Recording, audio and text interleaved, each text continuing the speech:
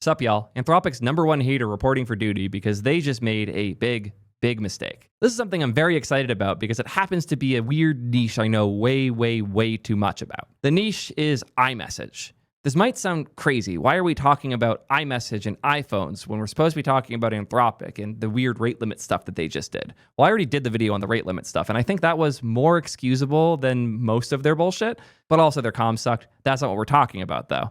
We're talking about this. I bought a Mac Mini so I could have blue bubbles when texting Claude, and it started roasting me. Try the iMessage plugin for Claude Code today with /plugin install iMessage at Claude Plugins Official. Kenneth here is an Anthropic employee, and he just advertised a product that actively breaks Apple's terms of service. To be clear, terms of service are not the law. They are the recommendations the company has for how you should use the thing, and if you don't follow them, they have the right to ban you as a user because it's the terms of you using the service. Anthropic can absolutely choose to ignore them, and they can also choose to not enforce them, as they have been very well known for doing to many other players in the space. As somebody who has been very carefully, delicately working around Anthropic's terms of service in order to prevent my users from getting banned and our account from getting banned as T3 Chat and now T3 Code, I have had to work very hard to keep Anthropic happy, even though their terms of service are not just unclear, but they are also kind of bullshit. And the same things happen to OpenCode and JetBrains and many other groups.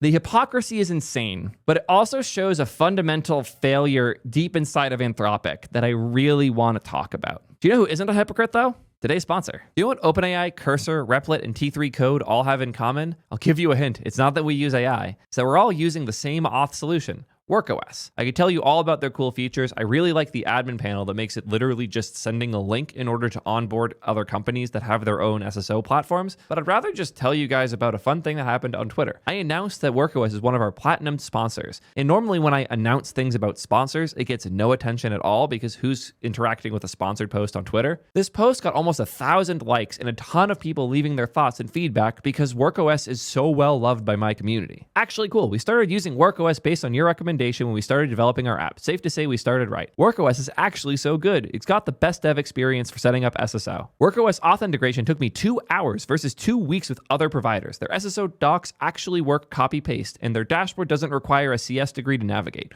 Worth every penny when you're shipping under tight deadlines. And by the way, this person doesn't even follow me. Stop wasting time and losing customers when you could be shipping at soydev.link/workos. Oh, sorry, didn't see you there. Theo from the future again. I filmed this video when this all happened a few days ago, but since then there's been a lot of news about Claude Code. This video isn't meant to be about the Claude Code source leaks, nor is it meant to be about the hypocrisy of how they keep DMCAing people over all of that, but I do want to quickly highlight one more very funny, hypocritical thing that Anthropic has done recently. In the source code leaks that many of us have looked into now, we couldn't help but search for OpenCode and found that they are using OpenCode as a reference for things like the auto-scroll behavior, or as a reference for how to size windows in the app. I just thought that was fun. Once again, Anthropic being the greatest hypocrites of all time. Back to the original video. So let's break this one down a bit. Anthropic, or hypocrites, is a bold statement to make, but I've never seen something so egregiously hypocritical in such a tight succession in this space. Literally a week and a half ago, OpenCode was forced to comply with legal requests from Anthropic, removing the plugin that allows you to use the Claude Code subscription inside of OpenCode. So what this plugin did, the thing that they had to remove, was allow users to hit the specific endpoint that served Claude Code requests using their Claude Code auth in a harness that was different from the user interface that Anthropic expects. So if we were to diagram this out, Anthropic has a server, and this server has, let's just say the endpoint is /API/Claude. To make it clear, it's /Claude Code. So there's this API, and normally this API isn't hit directly, because it really shouldn't be. If you want to hit the API directly, they have a separate one for that. They have API/ I don't even know what the endpoint is. We'll just call it usage-based. So there's the normal API endpoint that you hit when you're paying money per request to generate responses from Anthropic. But there's a separate endpoint that is hit by tools like Claude Code, where it uses your subscription instead. So you likely have a user interface in front of these. It could be Claude.ai or Claude Code or T3 Code or OpenCode or even Codex as open source. So let's say you have Claude Code in front. I'm using Claude Code. I pay for the subscription. I am the user over here. So I'm paying some amount of money. Let's just say I'm paying the $200 a month in order to use Claude Code, which goes and hits the API for me, and it sends a response, and then I see that response as a user. To a lot of users, the thing they are paying for is Claude Code, and the API behind it just so happens to be the thing that fulfills the promise. But you're not really paying for Claude Code. Claude Code is free. You can download it and play around with it, and you can even have it hit the API for usage-based stuff instead if you want. You can not have it hit the special endpoint, and instead just have it hit the traditional usage-based endpoint instead, and have it bill accordingly. So the subscription is effectively letting the user steer where the request goes. Claude Code is the same Claude Code. When the user is subscribed, instead of going to these endpoints and billing you per request, it instead goes to these endpoints where they have the subscription pricing, where you get usage based on the tier that you pay for. So let's be realistic here. What are users paying for? If you are subscribed to Claude Code, drop a 1 in the chat if you're paying for Claude Code, and drop a 2 in the chat if you're paying for the usage of the models. And it just happens to be through Claude Code. So 1's in chat if you're paying because of Claude Code, and 2's in chat if you're paying because of the usage inside of Claude Code. Interesting. A lot of people are saying they pay because they like Claude Code, but it seems like a roughly 50-50 split between the two.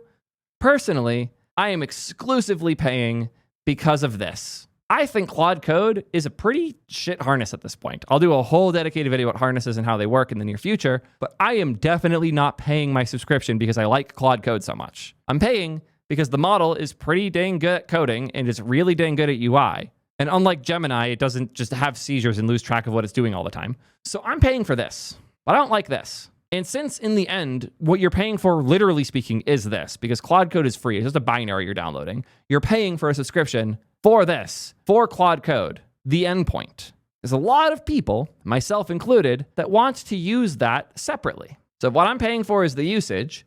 What if I want to put open code in the middle? Or what if I want to put VS Code in the middle? Or what if I want to put Pi or OpenClaw or some other thing here? Anthropic does not want you to do that. It is Anthropic's belief, and arguably they're right, to have this special endpoint that they charge money for, which is their special Claude Code endpoint, and choose to not let you use it through other things. And that's what Anthropic wants. They don't want you to use this endpoint as a source of inference. They want you to use Claude Code, to get addicted to Claude Code specifically, and to go all in on it and its ecosystem so that you never leave. They're trying to sell this, but what they're charging for is this. And as such, the people who understand the economics here, they just want this. They just want the endpoint.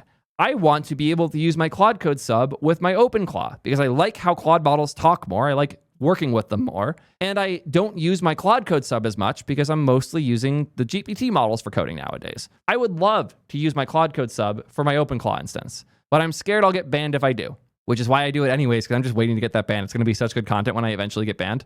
Regardless, not everybody can just make content when they get banned. They're all very scared of it. We even have a ton of users, and more importantly, a shitload of misinformation that we're dealing with T3 code. I would love to implement the Claude models by having them go through our own harness or Pi or OpenCode or something like that. But if we did that, we would have to charge way more. And we'd actually have to charge, because right now T3 code is entirely free. You have to bring your own sub. And I want people to be able to do that. I know I can't be as cheap as Anthropic is because I don't get the discounts that they do. Anthropic charges you $200 and they give you $5,000 of compute for that per month, as long as you go out of your way to max it out. Most people don't get close to that, but you can go way over that. But we couldn't use your sub because we don't have the right to touch your access key. Your OAuth token that goes through your subscription is a no-go zone. I'm not allowed to touch that as a developer. You're allowed to use it in Claude Code and in Claude.ai. You're not allowed to use it outside of those things. They've been very explicit about this.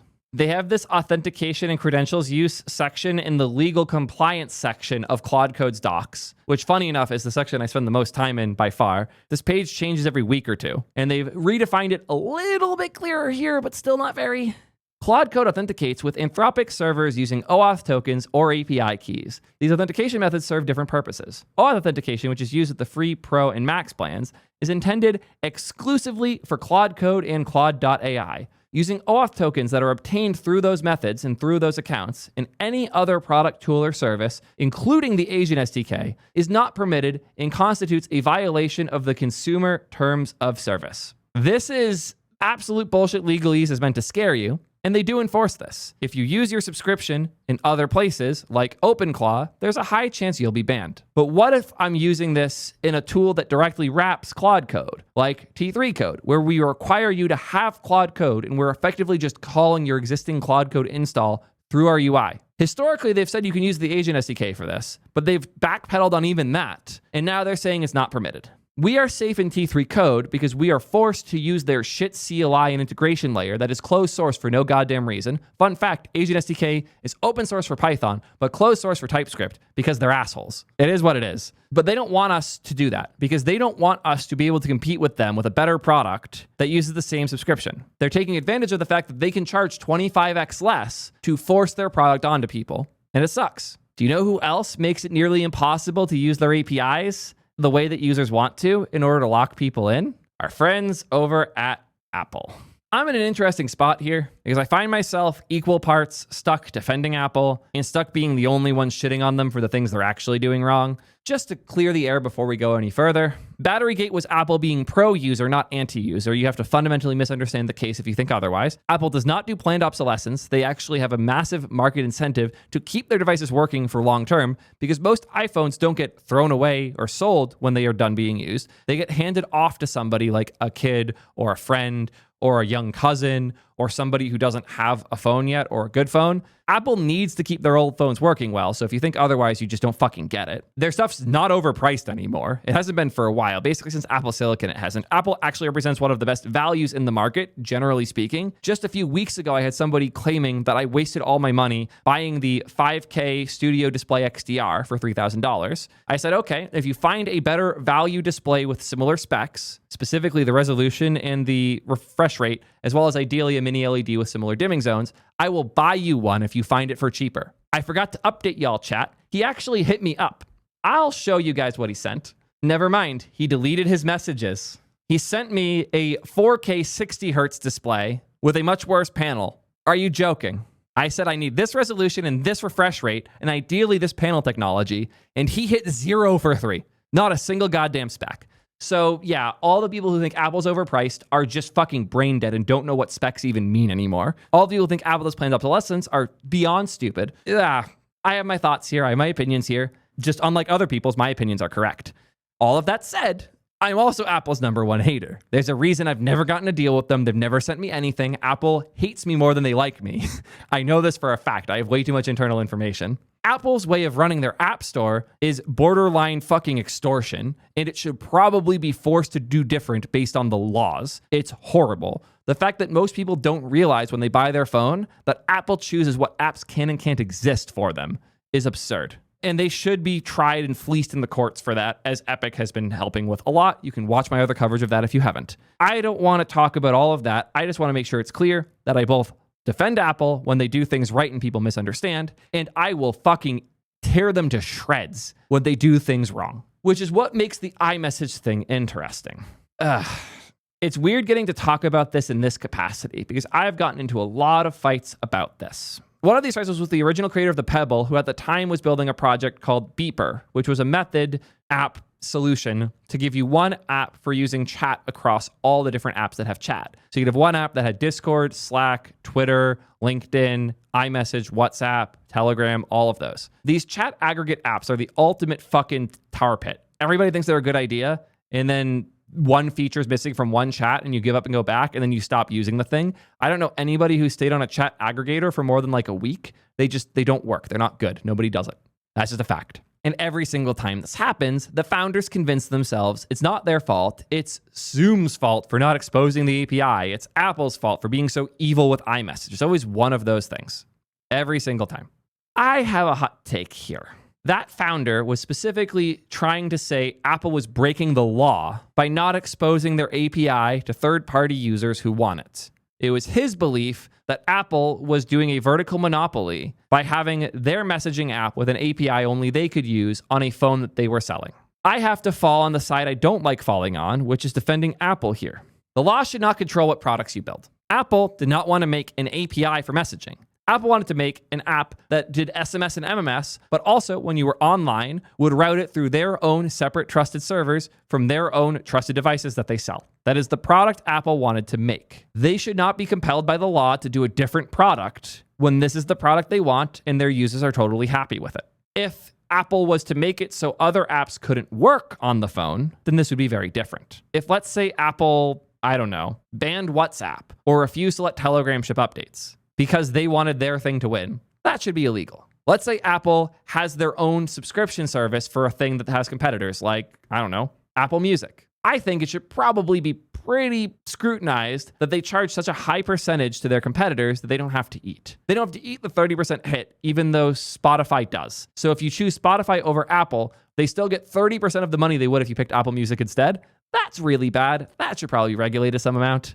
Those things I don't like. And if Apple put in a special API in their phone that only worked for Apple Music and didn't work for competitors, if they had a new feature like AirPods had a cool thing that only Apple Music could do that they didn't allow for competitors to implement, that should absolutely be illegal. Competitors should be allowed to compete on the platforms with their own fair alternative product. If people don't like Apple Music, I should be able to make an alternative and sell it to you. I should not be able to force Apple to give me their API to have access to all of Apple Music. I should not be able to legally force them to do that and provide a product they don't want to. And guess what? I feel the exact same way about Anthropic. Anthropic's behavior here should not be illegal. Anthropic is absolutely within their rights to offer this service in the way they do, to decide they want to charge you this amount of money they do, to give you something better than what you're paying for, as long as you use it through their services. The same way Apple wants you to use their servers through their iMessage app on their phones, Anthropic wants you to use their subscription service on their servers through their user interfaces. These are the exact same thing. So why am I being so nice to Apple and so mean to Anthropic? It's because Anthropic are hypocritical bastards, that's why. It is so fucking funny to me that they just did to DAX the exact same thing that should happen to them here, because it is absolutely against Apple's terms of service to use their APIs this way. And unlike Anthropic, Apple's very explicit about this in their terms. They've made it incredibly clear. And thank you to Community Notes, by the way, for highlighting the multiple different policy violations Anthropic's plugin is guilty of with Apple's terms of service. iMessage is intended for communicating with family and friends and is not for conducting commercial activities or disseminating unwanted messages. And when you're setting up a Mac, you agree to these terms, which say very explicitly, you may not, and you agree not to or enable others to copy, decompile, reverse engineer, disassemble, attempt to derive source code of, decrypt, modify, or create derivative works of the Apple software or any services provided by the Apple software or any part thereof, which you have to do because you are reverse engineering iMessage to do this. And one last one, you also agree that you will not do anything that interferes with or disrupts the service, including accessing the service through any automated means like scripts or web crawlers, or any servers or networks connected to the service, or any policies, requirements. You get the idea. You're not allowed to access their servers in ways that are not through their applications as a user. They have been explicitly clear about this in many places in their terms. Meanwhile, we have poor Matt Pocock trying desperately to get anybody at Anthropic to answer the question of whether or not he can use this for an open source project that he is building, trying to make the Claude Code SDK and UX for developers better. He's not trying to make money on this. He's not trying to sell something. He's just trying to make a wrapper for Claude Code locally that users can use their existing subscription with to do different things and to do better things. And he has been trying now for almost a month to get an answer out of Anthropic.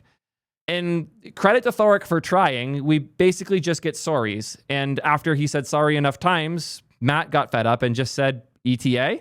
Like, Matt Pocock is the very definition of a good faith actor. You can talk all the shit you want to on me. It's understandable that Anthropic doesn't answer my questions. I get it. But not answering Matt in his many times over desperate attempts to get an honest answer about this and to have a real back and forth about it. Nobody knows what the fuck the policy is. And I know for a fact the Anthropic employees don't either. They're intentionally keeping it vague because they don't know where they want to draw the line yet. They're giving themselves the freedom to arbitrarily kick out whoever they want whenever they want. And at the same time are doing bullshit that should and hopefully will actively get them banned from Apple's development ecosystem. Epic Games did less than this, and the result was that every single Mac developer at Epic had their computers locked by Apple. Apple should not have done that, and thankfully the courts reversed it because Apple should not have fucking done that. But goddamn, if Anthropic isn't hypocritical as hell here. The fact that the same company is now selling a solution to working around Apple's policy with how you're supposed to access iMessage, the same week they're sending fucking requests and legal threats to Open Code to take down their plugin that does the same thing in a way that is way more reasonable and makes way more sense, is just such an absurd level of hypocrisy that I feel like I'm going fucking mad even talking about it. It's insane. I've never seen anything like this, where it's like, I didn't even have to work to make the analogy work. I just described the two things and chat was immediately like, oh yeah, that they're the same thing. That makes sense. How the fuck is Apple the better faith actor? In what world is Apple and their absurd way of running things, their locked down, closed walls bullshit, feel more transparent and open than what Anthropic is doing here? What the fuck? And unlike Apple, who made it trivial to vote with your wallet, and if you don't want to use iMessage, you can install a different app, Anthropic has made it really hard to do anything with their stuff. You can use a different app with their models, you just have to pay 50 times more money. And you can't even use other models with their tool. If you do happen to be one of the people who likes Claude Code, the CLI, they are pretty strictly trying to keep you from using it with other models. That's also why it's closed source. With iMessage, it's the same exact app if you use SMS instead. Yeah. This is just absurd. The fact that I can highlight a bad policy that is enforced in weird ways between Apple and Anthropic, and it makes Apple look good, should show you just how anti-user Anthropic's bullshit is. And if anybody tells you that Anthropic is like Apple, the way that they love their walled gardens and try to lock people in the way they do, they are right to an extent. But they are more Apple than even Apple is here. They are so goddamn closed, they are so goddamn locked down, and they are so unwilling to be transparent at all about these things. It's insane. So if you want to vote with your wallet here, you have to do it a bit different. Instead of installing a different chat app on your phone, you have to install a different harness. Thankfully, you can use basically any harness and your subscription with OpenAI will work. That's why OpenAI acquired Stypete, the creator of OpenClaw. They don't own OpenClaw, they just employ the creator of it. And they let you bring your OpenAI sub to OpenCode or Pi or OpenClaw. They don't care. They let you use it for whatever because their goal is to give you inference for a discount and give you different surfaces to use that inference in. Anthropic's goal is purely to lock you in. Funny enough, even GitHub has been similar here, where they're letting you use the GitHub Copilot subscription across other things too. So GitHub is doing this right, Kilo is doing this right, OpenCode is doing this right with their Zen subscriptions, OpenAI is doing this right with the Codex subscriptions. Seems like pretty much everybody is letting you use the inference in other places, except for our friends at Anthropic. And that's why we are where we are today. Anthropic is poking the bear. They are doing the same thing that they are accusing others of doing and sending legal threats for. And while I am not in support of Apple having the ability to lock a company out of their computers because they don't like something they did, I am also not in support of Anthropic doing the same thing, which is pretty much exactly what they did here. So fuck them. If they're gonna play hard, they should get fucking played hard back. And if Apple decides to fuck over Anthropic, I will compliment them as they do it. Even though I don't like the ability for companies to do those things, they are the hypocrites here. Anthropic deserves to be burned. I actually can't believe they announced this. I am blown away that the legal team spent more time harassing DAX than they spent realizing that this could fuck them. And I do genuinely hope this fucks them. I think that's all I have to say on this one. I'm just happy to see the tides turn. More and more when I complain about Anthropic, the comments aren't, oh, you're an OpenAI paid shill, even though they've never paid me anything. People are realizing just how awful Anthropic has been, how awful they are to interact with, and beyond poor Thoric on Twitter trying his best to clarify things, it just feels impossible to know what's going on there. It feels like they look down on us for liking their product, and I will always hate when I feel that way. So stick with companies that are more transparent and care more about their users, like Apple. Yes, Apple. God, how did we get here, guys? Yeah, I got nothing else on this one. I hope this was a helpful video. Fuck Anthropic, and until next time, peace, nerds.